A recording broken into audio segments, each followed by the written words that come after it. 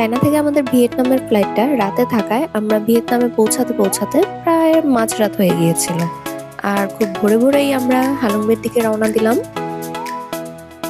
এটা ভোর ৬টার সময়ের ভিডিও ছিল, আর আশেপাশে সবকিছু মোটামুটি বন্ধই ছিল।